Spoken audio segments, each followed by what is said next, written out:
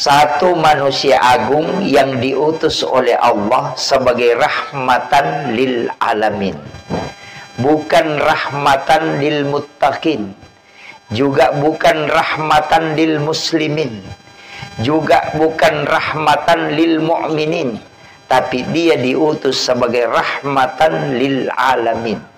Bukan hanya manusia yang diberikan rahmat, tapi juga alam mendapatkan rahmat karena kehadirannya Rasulullah. Maka umatnya Rasulullah harus memberi rahmat bukan hanya kepada manusia, apalagi kepada Islam.